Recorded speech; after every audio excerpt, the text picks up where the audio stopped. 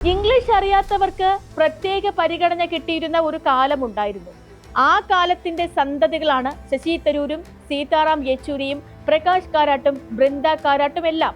ഇന്ത്യയിൽ ഏറ്റവും നന്നായി ഇംഗ്ലീഷ് സംസാരിക്കുന്ന ദേശീയ നേതാവാണ് രാഹുൽ ഗാന്ധി.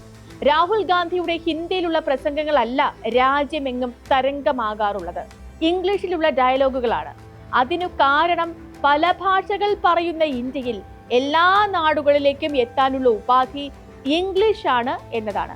ഹിന്ദിയിൽ പറയുന്ന ഒരു വാചകം തമിഴ്നാട്ടിൽ ഏതായാലും തരംഗമാകില്ല. അവർ തരിമ്പും ഹിന്ദി പഠിക്കുന്നില്ല എന്നതാണ് അതിന് കാരണം. BJP നേതാക്കളിൽ ഗുജറാത്തിയും മറാത്തയും ബംഗാളിയും ഭോജ്പുരിയും ഒക്കെ മാതൃഭാഷയായവരുണ്ട്. എന്നാൽ എല്ലാവരും പൊതുഭാഷയായി സ്വീകരിച്ചിരിക്കുന്നതും സംസാരിക്കുന്നതും ഹിന്ദിയിലാണ്. ആ ഭാഷകൾക്കൊക്കെ ഹിന്ദിയുമായി വലിയ അന്തരമില്ല എന്നതിനാൽ പൊതുജനങ്ങളിലേക്ക് എത്തുകയും ചെയ്യും. പക്ഷേ വടക്കേ ഇന്ത്യയിലെ ഒരു BJP നേതാവ് സംസാരിക്കുന്ന ഹിന്ദി ആന്ധ്രയിലും തെലുങ്കാനയിലും കർണാടകയിലും തമിഴ്നാട്ടിലും കേരളത്തിലുമൊക്കെ എത്ര പേർക്ക് മനസ്സിലാകും? ഇംഗ്ലീഷ് പറയുന്നവരെ നാണം കെടുത്തുന്നവർ ഉണ്ടായാൽ എല്ലാവർക്കും മനസ്സിലാകുന്ന പിന്നെയുള്ള ഭാഷ ഏതാണ്? ഹിന്ദി അടിച്ചേൽപ്പിക്കാൻ എടുക്കുന്ന വടിയല്ലാതെ മറ്റെന്താണ് ഈ നീക്കം? ഇംഗ്ലീഷ് പറയുന്നവർ ഏതായാലും സ്വന്തം നിലയ്ക്ക് നാണം കെടില്ല. പക്ഷേ ഇംഗ്ലീഷ് പറയുന്നവരെ പിന്നാലെ നടന്ന് പരിഹസിക്കാം.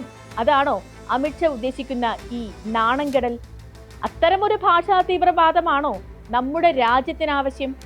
ഇന്ത്യക്ക് ദേശീയത ഉണ്ടായതു തന്നെ ഇംഗ്ലീഷ് എന്ന ഭാഷയിൽ കൊരുത്തുകെട്ടിയാണ്.